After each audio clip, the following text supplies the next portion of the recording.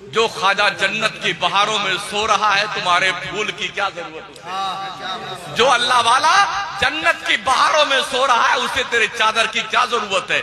میں نے سنا ہمارے ایک چاہنے والے ہیں عزیز، انہوں نے کہا ایک درگاہ پہ گئے تھے، سنا ہے ایک بہت بڑے سیٹ ہیں وہ 2.25 کروڑ کا صرف دروازہ بنا رہے ہیں اللہ کے ولیوں کے آستانوں پر۔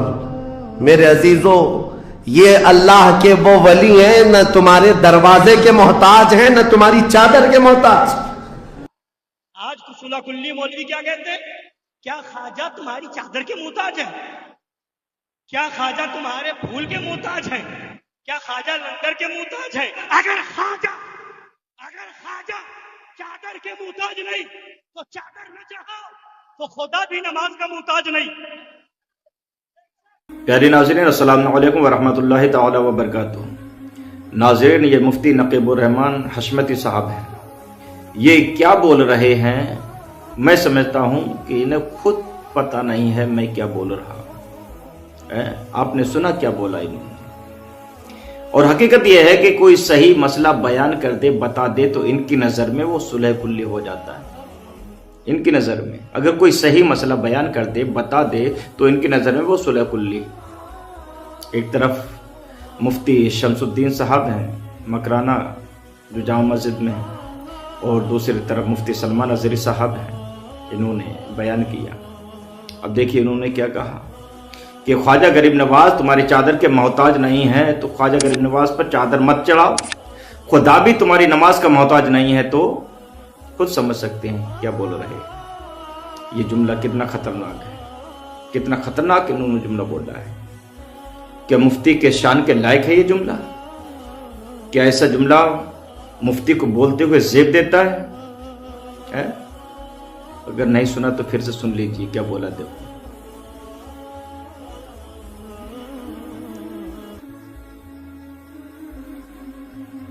کہ خواجہ غریب نواز جب تمہاری چادر کے محتاج نہیں ہیں تو رب بھی تو نماز کا محتاج نہیں ہے۔ اچھا ایک بات بتائیے جناب، چادر چڑھانا فرض ہے کیا؟ چادر چڑھانا واجب ہے کیا؟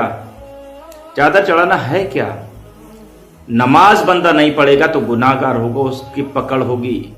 تو نے نماز کیوں نہیں پڑھی؟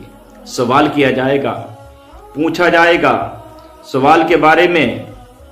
اور حدیث میں اللہ کے پیارے حبیب ارشاد فرماتے جان بوجھ کر وقت کی نماز چھوڑ دیتا ہے اس کا نام جہنم کے دروازے پہ لکھ دیا جاتا ہے۔ جی ہاں، لیکن کیا اگر کوئی بندہ چادر نہ چڑھائے تو کہ وہ مومن نہیں رہے گا؟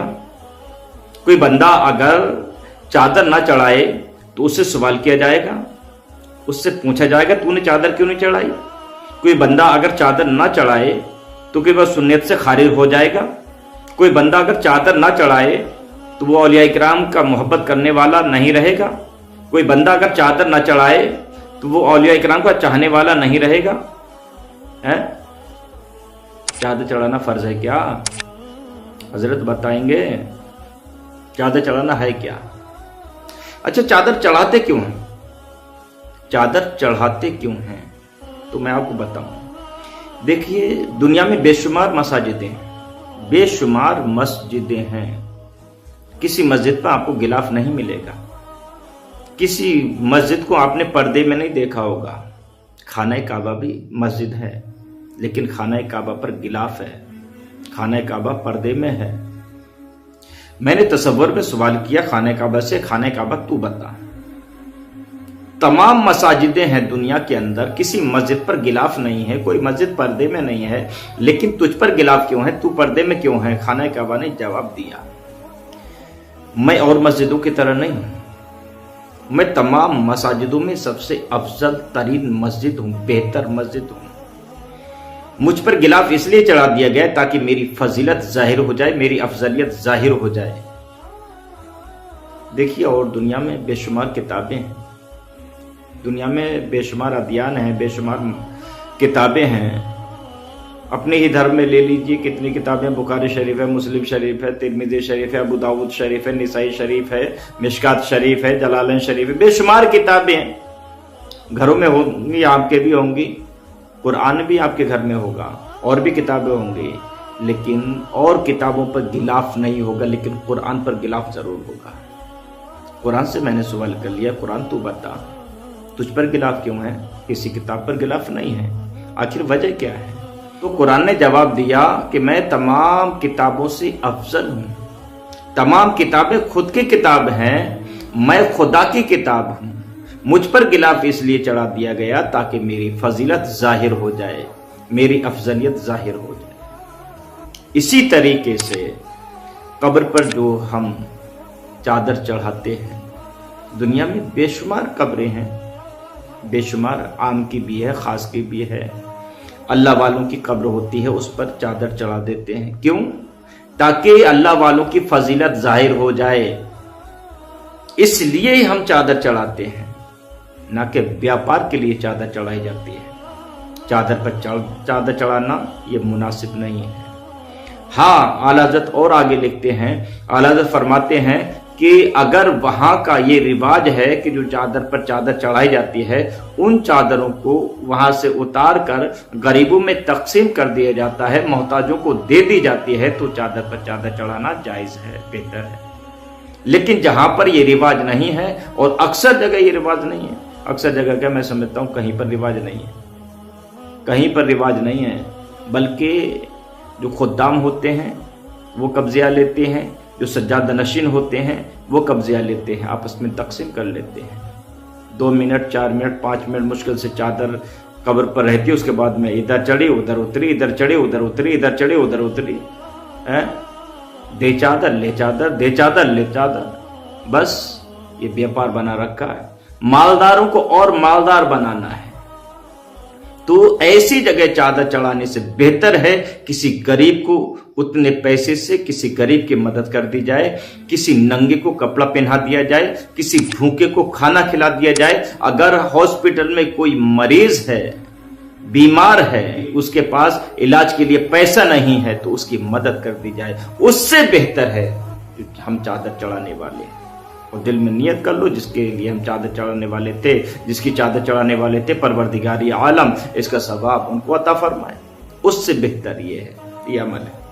جی ہاں، اس لیے ہم چادر چڑھاتے ہیں تاکہ اور قبروں میں، اللہ والوں کی قبروں میں امتیاز ہو سکے، ان کی فضیلت ظاہر ہو سکے۔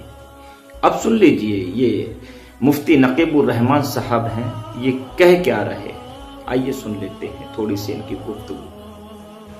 جو خواجہ جنت کی بہاروں میں سو رہا ہے، تمہارے پھول کی کیا ضرورت ہے؟ جو اللہ والا جنت کی بہاروں میں سو رہا ہے، اسے تیرے چادر کی کیا ضرورت ہے؟ میں نے سنا، ہمارے چاہنے والے ہیں عزیز، انہوں نے کہا ایک درگاہ پہ گئے تھے، سنا ہے ایک بہت بڑے سیٹ ہیں، وہ 2.25 کروڑ کا صرف دروازہ بنا رہے ہیں اللہ کے ولیوں کے آستانوں پر۔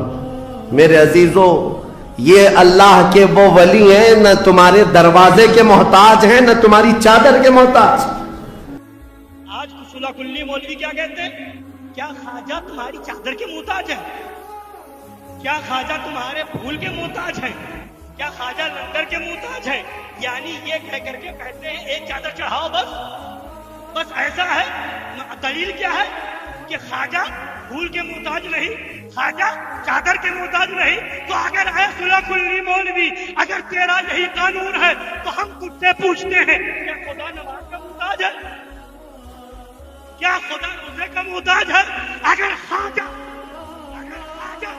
چادر کے محتاج نہیں تو چادر نہ چڑھا، تو خدا بھی نماز کا محتاج نہیں۔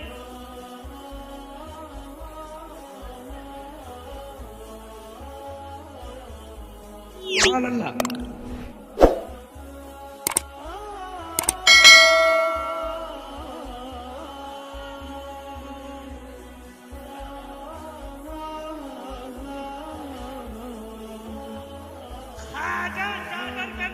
نہیں، خدا نماز کا محتاج نہیں، محتاج ہم ہیں۔ سبحان اللہ، سبحان اللہ۔ نماز اس لیے کہ خدا راضی ہو، نیاز اس لیے کہ خواجہ راضی ہو۔ سبحان اللہ، سبحان اللہ، واہ واہ، کیا بات ہے، سبحان اللہ۔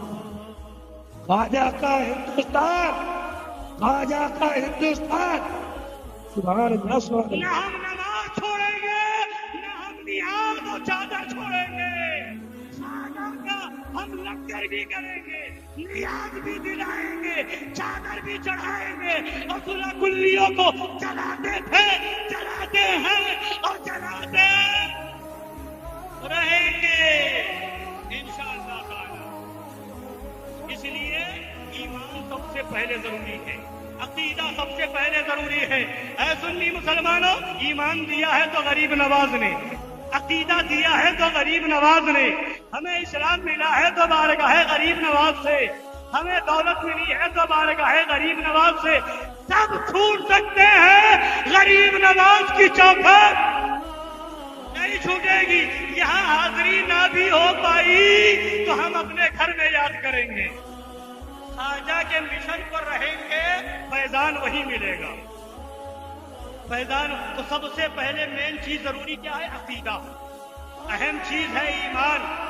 नमाज, रोजा, हज, ज़कात ये सब ईमान के बाद है। तो इसीलिए शेरे हिंदुस्तान जो बार बार फरमाते ईमान बचाओ, ईमान बचाओ, ईमान बचाओ। क्यों? इसलिए कि ईमान बच गया, अमल में कमी भी रह गई तो हुजूर तो शफीउल मुज़निबीन है, हुजूर गुनहगारों की शफाअत कराने वाले हैं। और अगर नमाज पे नमाज, नमाज पे नमाज, नमाज पे नमाज पढ़ते रहे और ईमान ना बच पाया, वहाबियों के साथ, देवबंदियों के साथ, राफिजियों के साथ, कादियानियों के साथ ईमान नहीं बच पाया तो सुनो, हमेशा हमेशा जहन्नम में जाना। इसलिए शेरे हिंदुस्तान का पैगाम है ईमान। ईमान बच गया तो ख्वाजा बचाने वाले आगे हैं, ईमान बच गया तो गौसे आजम बचाने वाले हैं, ईमान बच गया तो मौला अली बचाने वाले हैं, शहीद करबला बचाने वाले हैं, सरकारे सिद्दीक़ अकबर बचाने वाले हैं। ईमान बच गया तो मेरे आका का लक़ब ही है शफीउल मुज़निबीन, मेरे आका का नाम ही है शफीउल मुज़निबीन। और आला हजरत ने यही तो बताया, यही तो समझाया, यही बताया। आला हजरत फरमाते हैं मुद्दा गुनहगार कौन, उल्टा शफी है कहा, फिर वो तुझी को भूल जाए, दिल ये को तेरा गुमा। नाज़रीन, आइए रब की बारगाह में दुआ करते हैं, परवरदिगार आलम हम तमाम मुसलमानों को सही सोच अता फरमाए, सही समझ अता फरमाए, शरीयत मुतहरा के दायरे में ज़िंदगी गुजारने की तौफीक अता फरमाए, औलिया इकराम से सच्ची पक्की मोहब्बत अता फरमाए और सही मसला हमें सीखने की तौफीक अता फरमाए, सही मसाइल पर हमें अमल करने की तौफीक अता फरमाए। आमीन सुम्मा आमीन। अस्सलामु अलैकुम व रहमतुल्लाहि तआला व बरकातहू।